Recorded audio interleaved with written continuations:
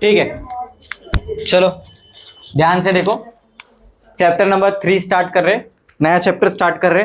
क्या है? Ionic equilibrium. क्या नाम है इसका? Ionic equilibrium. ठीक है, क्लास 11th में आपने क्या पढ़ के आए? केमिकल इक्विलिब्रियम, याद है ना?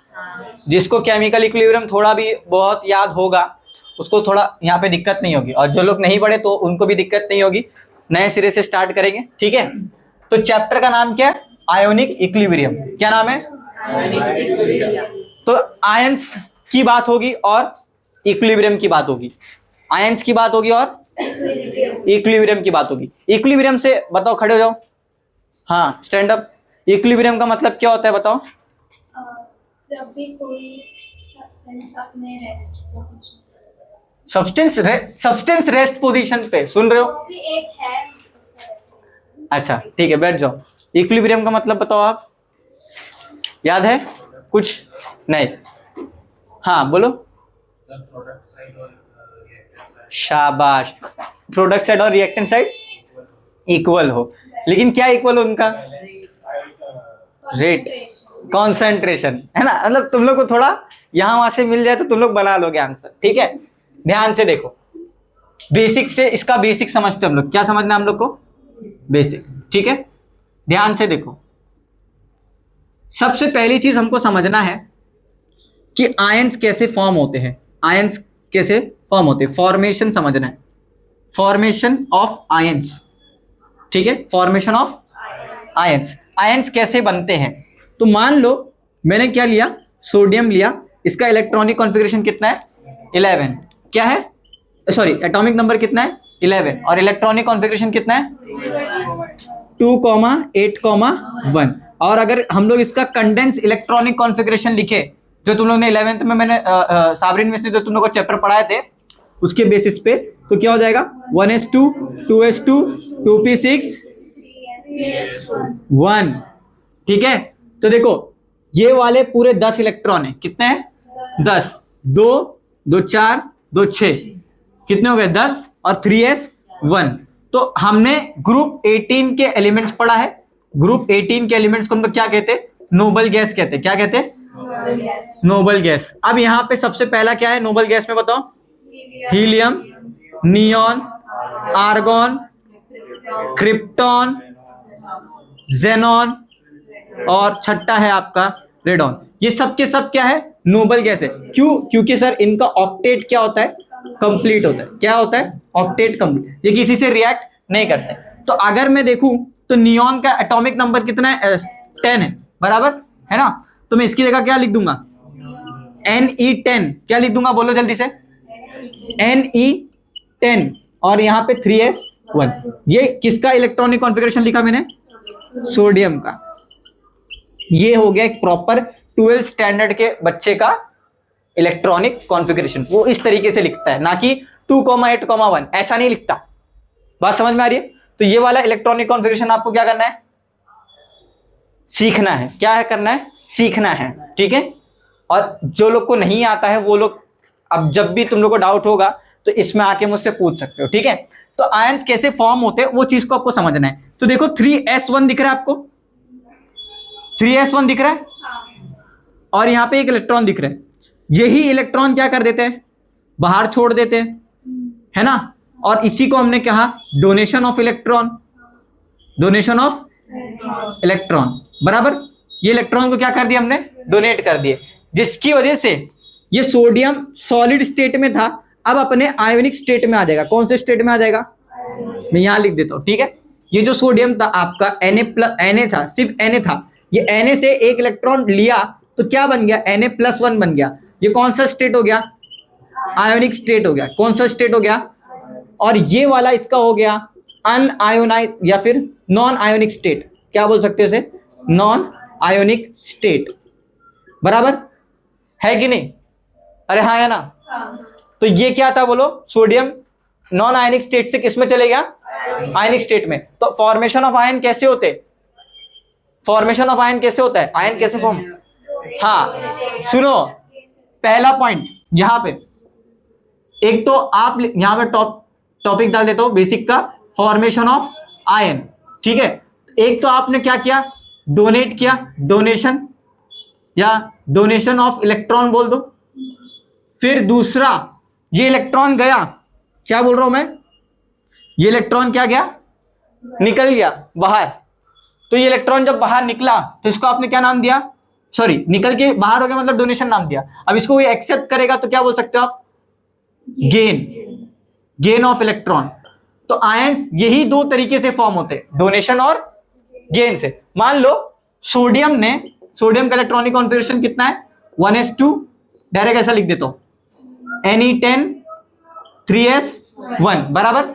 ये इलेक्ट्रॉन बाहर गया तो क्या ये स्टेबल हो गया सोडियम, क्योंकि इसका इलेक्ट्रॉनिक कॉन्फ़िगरेशन कितना हो गया 10 2,8 बराबर, स्टेबल है, नोबल गैस कॉन्फ़िगरेशन अटेन कर लिया है ना। क्योंकि देखो दुनिया में, थोड़ा सा और स्लो जाते, बहुत ज्यादा फास्ट जा रहे, दुनिया में हर एक इंसान स्टेबल बनना चाहता है। और हर इंसान स्टेबल कैसे बनेगा, जब उसके पास अच्छा खासा माल होगा, अच्छी खासी दौलत होगी, बराबर है कि नहीं। एक अच्छा रिच पर्सन जो होगा वो क्या होगा, स्टेबल होगा, बराबर। वही अगर आप एक पुअर पर्सन को देखोगे तो वो क्या करेगा, क्या करेगा बोलो, स्टेबल बनना चाहेगा, वो इनकी तरह बनना चाहेगा। तो every elements wants to become stable और to attain noble gas configuration. Noble gas configuration बनाना चाहते हैं, क्या बनाना चाहते हैं, नोबल गैस कॉन्फ़िगरेशन।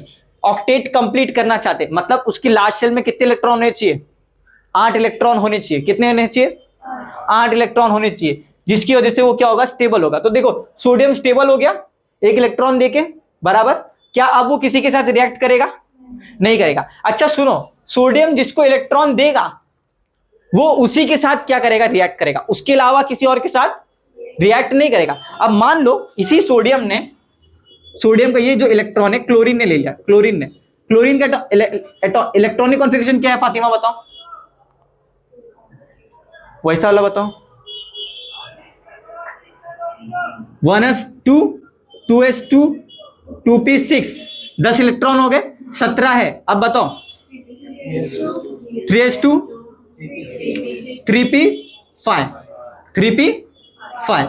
अब देखो क्या मैं इसकी जगह नियॉन लिख सकता हूं, 10 इलेक्ट्रॉन है, 10 इलेक्ट्रॉन है, नियॉन का एटॉमिक नंबर कितना है 10 है। तो जहां पे 10 इलेक्ट्रॉन है वहां पे चुपचाप से उठा के क्या लिख दो, Ne10, और ये क्या बचा 3s2 3p5। अब देखो इसका ऑक्टेट कंप्लीट है क्या, इसके पास देखो कितने इलेक्ट्रॉन है टोटल 7 बराबर, इसके पास टोटल कितने इलेक्ट्रॉन है 7। इसने एक इलेक्ट्रॉन एक्सेप्ट किया, ये ले Ne10 3s2 3p6, 6 2 कितना हो गया, 6 2 कितना हो गया 8 इलेक्ट्रॉन हो गए, स्टेबल हो गया। तो अब किसने इसको दिया, किसने इसको दिया, सोडियम ने। तो ये क्या करेगा, Na सोडियम के साथ क्या, सोडियम के साथ बॉन्ड बनाएगा क्लोरीन के साथ, किसी एक क्लोरीन के साथ ही बनाएगा, क्योंकि कितने इलेक्ट्रॉन दिया एक, और अगर 2 सोडियम होते तो 2 इलेक्ट्रॉन देते, तो कितने क्लोरीन से बॉन्ड बनाता वो फातिमा, कितने क्लोरीन से बॉन्ड बनाता, कितने, मैं पूछ रहा हूं कि एक सोडियम ने एक इलेक्ट्रॉन दिया तो कितने क्लोरीन से बॉन्ड बनाएगा, एक से। एक इलेक्ट्रॉन दिया तो एक से, 2 इलेक्ट्रॉन दिया तो 2 सोडियम मिलके कितने बॉन्ड बनाएंगे, और कितने क्लोरीन इसको एक्सेप्ट करेंगे, 2 बॉन्ड। बात समझ में आ गई, क्लियर हो गया। चलो तो ये कुछ बेसिक चीजें जो आयन इस तरीके से बनते हैं, जिसके जैसे इसके ऊपर +1 चार्ज आता है, इसके ऊपर -1। +1 का मतलब होता है एक इलेक्ट्रॉन दिया, -1 का मतलब क्या होता है एक इलेक्ट्रॉन लिया। यहां तक समझ में आ गई बात, कहानी। अच्छा मैं चेहरों से समझ जा रहा हूं, किसी को भी जो नए लोग हैं, जो पुराने लोग हैं, उन लोग को ये वाला कॉन्फ़िगरेशन समझ में नहीं आ रहा है, ठीक है। तो वो लोग ऐसा याद रखो, क्लोरीन का 17 है ना, तो 2 8 7 बराबर, सोडियम का कितना है बोलो 11, तो 2 8 1, एक इलेक्ट्रॉन देगा तो क्या बनेगा 2,8,8, लास्ट शेल में 8 इलेक्ट्रॉन है। ऑक्टेट रूल लग रहा है, ऑक्टेट कंप्लीट है इसका फातिमा, ऑक्टेट कंप्लीट है, हाँ सोडियम का ऑक्टेट कंप्लीट है क्या फातिमा बता, सोडियम का ऑक्टेट कंप्लीट है। डोनेट करने के बाद सर ऑक्टेट कंप्लीट हो रहा है, और यहां पे गेन करने के बाद ऑक्टेट कंप्लीट हो रहा है, इसलिए +- चार्ज लिखा। So this is the formation of ion. अब इसकी रिएक्शन कैसे लिखेंगे, इसकी रिएक्शन क्या बोल रहा हूं मैं, कैसे लिखेंगे, तो रिएक्शन देखो कैसे लिखेंगे। ऐसे आप इलेक्ट्रॉन लॉस करवा रहे हो, तो सोडियम है, ठीक है, सोडियम ने क्या किया, एक इलेक्ट्रॉन लॉस कर दिया, +1 एक इलेक्ट्रॉन लॉस। समझ में आ रहा है?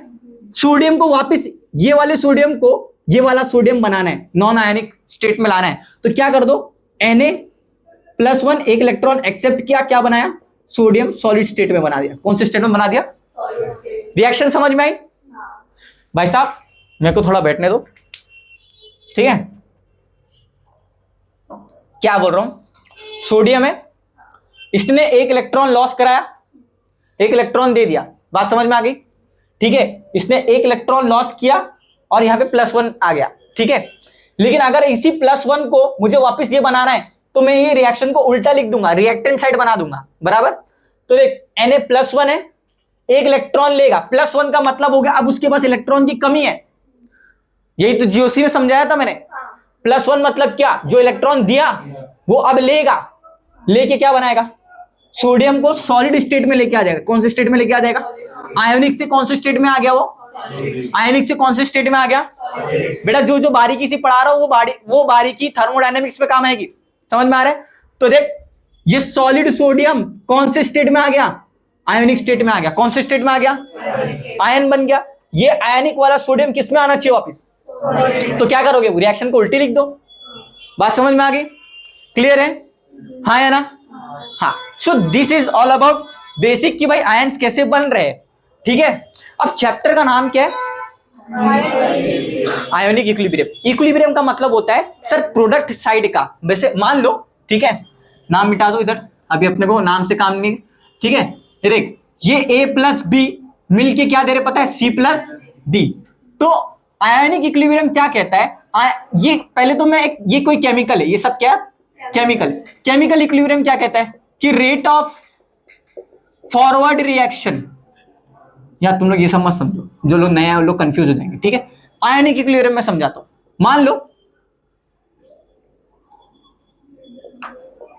NaCl है, क्या है? NaCl, ठीक है। और इसको थोड़ा प्रैक्टिकली भी समझ लो, ठीक है। ये ठीक, ये एक बकेट है, ठीक है। इसके अंदर तूने क्या डाला? नमक डाला। जो NaCl तू खाता है वो तूने डाल दिया, ठीक है। यहां तक समझ में आ रहा है? अब भाई साहब ध्यान दो, देख तूने जब इसको डाला तो ये टूट के तेरे को क्या देगा? इसका डिसोसिएशन होगा। सभी लोग बताओ, इसका डिसोसिएशन होगा, ये टूटेगा बीच में से। अरे पानी के अंदर ही डाले, ले ले ले ले ले, पानी में डाला बस, ये ठीक है पानी, ठीक है। ये लो वाटर, ठीक है। थोड़ा तो सेंस लगाओ यार, ठीक है, ठीक है। NaCl, ठीक है, सॉरी, ठीक है। NaCl के अंदर NaCl आप किस में डाल रहे हो? पानी में डाल रहे हो, ठीक है। क्या किस में डाल रहे हो? पानी। तो जिसमें डाल रहे हो वो क्या है? सॉल्वेंट है। क्या है? सॉल्वेंट है। और जिसको डुबा रहे हो, जो जाके डिसॉल्व होने वाला अंदर, वो क्या है? क्या है बोलो? सोल्यूट है। अब ये दोनों मिलके एक नया सब्सटेंस बनाते, क्या बनाते? सोल्यूशन। ले चैप्टर 2 की डिफाइन भी कंप्लीट हो गई। सॉल्वेंट क्या है? पानी है, जिसमें पानी लिया, ठीक है। ये गिलास में पानी है, इसमें क्या डाल रहा है? नमक। तो जिसमें तू नमक डाल रहा है वो सॉल्वेंट है, क्या है? और नमक जो तू डुबा रहा है अंदर वो क्या है? सोल्यूट है। दोनों को हिला दे, नींबू पानी बना दे, जो भी है नमक पानी बना दे, नमक पानी का सोल्यूशन बना दे। तो ये नमक पानी का सोल्यूशन क्या बन गया? नमक पानी का सोल्यूशन ही बन गया, है ना। तो सोल्यूट प्लस सॉल्वेंट या सोल्यूट प्लस सॉल्वेंट क्या बनाएंगे? क्या बनाएंगे बोलो? समझ में आ गई बात? ठीक है, चलो इतना लिख लो, पहले लिखो पहले इतना।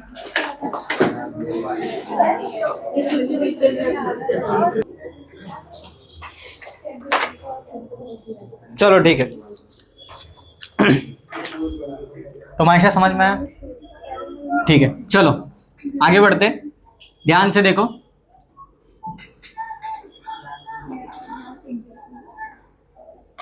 बात चल रही थी हमारी NaCl पे। किस पे?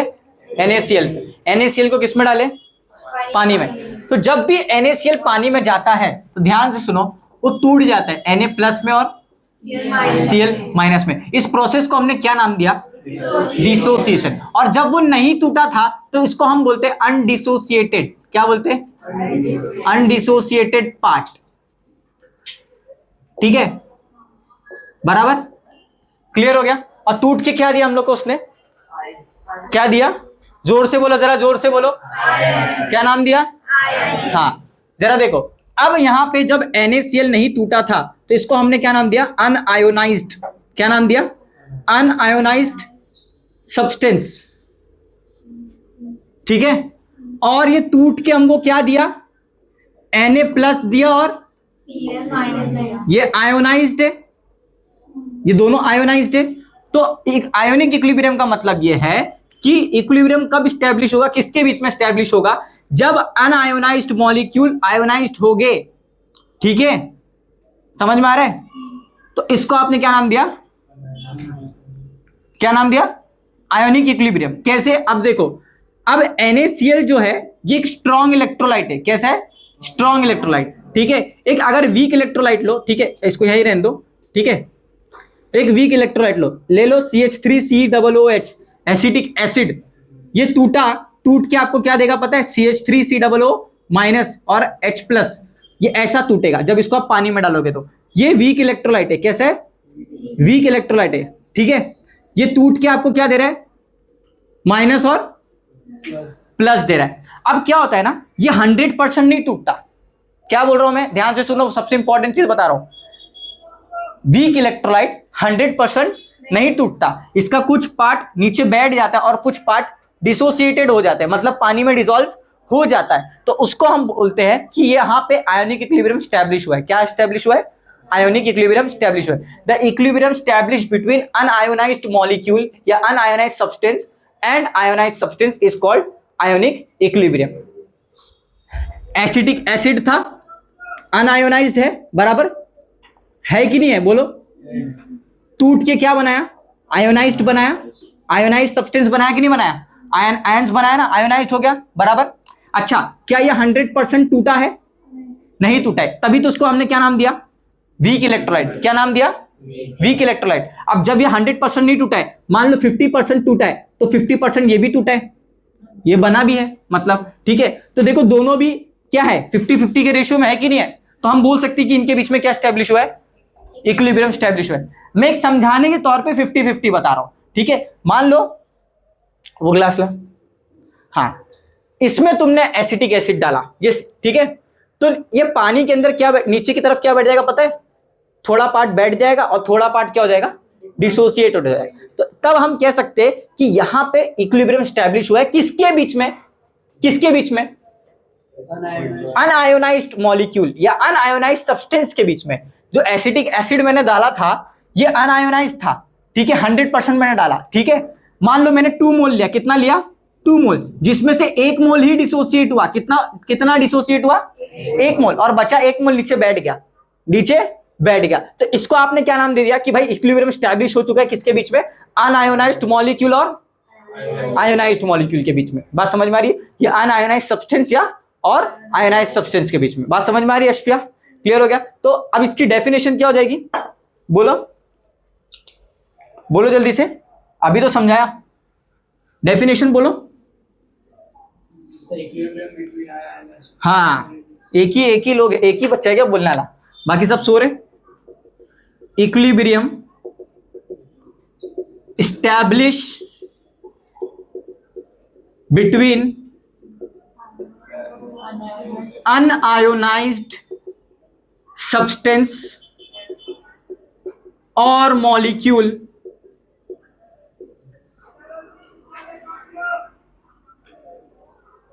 between unaionized substance or molecule and ionized substance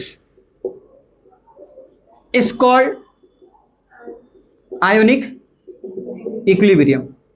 अच्छा सुनो, एग्जाम में कैसे समझ पाओगे कि ये जो रिएक्शन है, जैसे ये NaCl टूट के क्या दिया? Na+ और Cl-। ये बोल, अगर आपको सिर्फ ऐसा सिंगल एरो दिया गया और या तो ऐसा डबल एरो दिया गया, ठीक है, ऐसा आगे फॉरवर्ड और बैकवर्ड एरो दोनों दिया गया, तो आप बोल सकते हो कि ये रिएक्शन किस में है? इक्विलिब्रियम में। किस में है? किस में है? बोलो। फॉरवर्ड और बैकवर्ड एरो देख के क्या बताओगे? रिएक्शन किस में है? किस में है? इक्विलिब्रियम में। इसकी डेफिनेशन समझ में आ गई? Equilibrium establish between unionised substance and ionised substance is called ionic equilibrium. बात समझ में आ रही है? और हमेशा हमेशा सबसे इंपॉर्टेंट चीज, आयोनिक इक्विलिब्रियम कौन से सब्सटेंस शो करेंगे? तो याद रखो, पूरे एकदम दिमाग में एकदम बिठा लो, वीक इलेक्ट्रोलाइट क्या करेंगे पता है? आयोनिक इक्विलिब्रियम शो करेंगे। क्या करेंगे? Weak electrolyte ionic equilibrium show करेंगे। ठीक है, अब यहां पे बात यह है कि सर वीक इलेक्ट्रोलाइट क्या होता है, स्ट्रॉन्ग इलेक्ट्रोलाइट क्या होता है? आपने 9th में पढ़ा होगा वीक इलेक्ट्रोलाइट और स्ट्रॉन्ग इलेक्ट्रोलाइट के बारे में। स्ट्रॉन्ग इलेक्ट्रोलाइट मतलब ये पानी है, इसके अंदर मैंने नमक डाल दिया और हिला दिया, क्या नमक नीचे बैठा हुआ दिखेगा? नहीं दिखेगा, क्योंकि नमक तो पूरा Na+ और Cl- बन गया ना सर, डिसोसिएट हो गया कि नहीं हो गया? बराबर ना। और जब डिसोसिएट हो गया तो क्या वो हमें नीचे बैठा हुआ दिखेगा? नहीं दिखेगा। इसीलिए उसको हमने क्या बोला? एक स्ट्रॉन्ग इलेक्ट्रोलाइट बोला, जो कंप्लीटली डिसोसिएट हो गया, मतलब कंप्लीटली डिसॉल्व हो गया, सिंपल शब्दों में। ठीक है मुबशिरा, देखने में ध्यान मत दे। ठीक है, क्या हो गया? कंप्लीटली डिसोसिएट हो गया, कंप्लीटली डिसॉल्व हो गया, उसको हमने क्या नाम दे दिया? Strong electrolyte. और वीक इलेक्ट्रोलाइट मतलब, मान लीजिए मैंने एसिटिक एसिड लिया, इसके अंदर डाला, तो वो एसिटिक एसिड कुछ नीचे अनडिसोसिएटेड रह गया, मतलब कुछ पार्ट उसका, हाँ नीचे, हाँ वेरी गुड, शाबाश। प्रिसिपिटेट समझते हो? प्रिसिपिटेट एक्चुअली में नहीं बोला जाता उसे, कुछ पार्ट नीचे बैठ जाता है जो डिसॉल्व नहीं होता वाटर में। ठीक है, और कुछ पार्ट वाटर में डिसॉल्व हो जाता है। तो वही कहानी यहां पे हो रही थी। एसिटिक एसिड मैंने 2 मोल लिया था, 2 में से कितना मोल डिसोसिएट हो गया? 1 मोल डिसोसिएट होगा और 1 मोल नीचे क्या हो गया? बैठ गया, अनडिसोसिएटेड पार्ट बढ़ गया। बात समझ में आ रही है? तो उसको हमने क्या नाम दे दिया? बोलो, इक्विलिब्रियम का नाम दे दिया, ionic equilibrium. Equilibrium establish between unionised molecule और आयोनाइज्ड मॉलिक्यूल, इसको it's called as ionic equilibrium.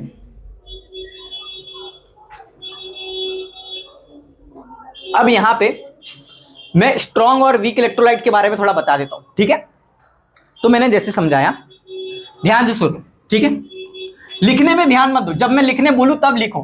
ठीक है, क्योंकि जब मैं क्वेश्चन पूछता हूं कोई आंसर नहीं देता है। ध्यान से सुनो, अभी तुमको समझा? ठीक है, अभी पूछूंगा मैं तुमसे ही। ठीक है, बी प्रिपेयर्ड। ठीक है, देख यहां पे सब्सटेंस की 2 कैटेगरी होती है। कितनी कैटेगरी होती है? 2। या तो सब्सटेंस, ऐसे तो नॉर्मली अगर मैं देखूं तो कोई भी सब्सटेंस दुनिया में 3 टाइप का होता है। एक या तो एसिडिक होता है, या तो बेसिक होता है, या तो न्यूट्रल होता है। ठीक है, कैसा होता है? न्यूट्रल। बराबर है कि नहीं? हाँ या ना? हाँ। एसिडिक का टेस्ट कैसा होता है खदीजा? बता, कैसा होता है? सार मतलब खट्टा। कैसा होता है? खट्टा। और बेसिक का मतलब होता है बिटर, मतलब कड़वा। और न्यूट्रल का मतलब क्या होता है? ना खट्टा ना कड़वा, एकदम पानी, पानी के जैसा। कैसा? पानी के जैसा। ठीक है, न्यूट्रल टेस्ट, ऐसा लिख दो इसका, न्यूट्रल टेस्ट। ठीक है, अब इसी में क्या होता है ना, सब्सटेंस की 2 बड़ी कैटेगरी आ जाती है। देख, एक तो होता है इलेक्ट्रोलाइट। क्या होता है? एक होता है इलेक्ट्रोलाइट, एक होता है नॉन इलेक्ट्रोलाइट। क्या होता है? Non electrolyte. बात समझ में आ गई? एक होता है इलेक्ट्रोलाइट और एक होता है नॉन इलेक्ट्रोलाइट, सब्सटेंस की और एक कैटेगरी। ठीक है, इलेक्ट्रोलाइट में भी 2 सब कैटेगरी आ जाती है, जिसको हम बोलते हैं स्ट्रॉन्ग। SE मतलब स्ट्रॉन्ग इलेक्ट्रोलाइट, WE का मतलब होता है वीक इलेक्ट्रोलाइट। SE का मतलब क्या? WE का मतलब क्या? हाँ, इसके अंदर कोई कैटेगरी नहीं आती। बात समझ में आ गई? ये मैंने एक चार्ट बता दिया। अब स्ट्रॉन्ग इलेक्ट्रोलाइट क्या होता है? कंप्लीटली डिसॉल्व हो जाता है। क्या हो जाता है? डिसॉल्व हो जाता है। और इसे हम बोल सकते हैं कंप्लीटली डिसोसिएट हो जाता है। कंप्लीटली डिसोसिएट हो जाता है। कैसा हो जाता है तनवीर? डिसोसिएट हो जाता है। लेकिन ये अगर आपने सुनो स्ट्रॉन्ग इलेक्ट्रोलाइट की मिसाल क्या दोगे? NaCl, H2SO4, HCl, HNO3, ये सब एसिड है, स्ट्रॉन्ग एसिड है। इसको तुम पानी में डालोगे तो पूरा क्या हो जाएंगे? डिसॉल्व हो जाएंगे। बात समझ में आ रही है? मतलब इसकी एग्जांपल मैं तुमको दे रहा हूं, HCl, H2SO4, HNO3, फिर क्या हो गया आपका? नहीं, वो NaCl भी है, वो और आगे में जब पढ़ाऊंगा तो समझ में आएगा। इतना 3 याद रखो। स्ट्रॉन्ग एसिड जो 3 है, HCl hydrochloric acid, H2SO4 sulphuric acid और HNO3 मतलब नाइट्रिक एसिड। ये सब के सब क्या होते हैं? स्ट्रॉन्ग इलेक्ट्रोलाइट होते हैं। पानी में जाने के बाद क्या हो जाते हैं? हाँ, ये सब एसिड है, लेकिन ये सब क्या है बोलो? एसिड है। इसी तरीके से बेस में भी कैटेगरी है। बराबर, एक होता है स्ट्रॉन्ग बेस, एक होता है वीक बेस। तो स्ट्रॉन्ग बेस में NaOH याद रखो और KOH याद रखो। स्ट्रॉन्ग बेस में NaOH और KOH याद रखो, जिसका डिसोसिएशन 100% होता है। ये 99% होता है। क्या होता है? 1% बच गया, उसको छोड़ दो। 99% क्या होते हैं ये लोग? पानी में जाने के बाद क्या हो जाते हैं? डिसोसिएट हो जाते हैं। और वीक बेस में याद रखो, वीक बेस में NH4OH, क्या याद रखोगे? NH4OH, इसका नाम होता है अमोनियम हाइड्रोक्साइड। क्या नाम होता है?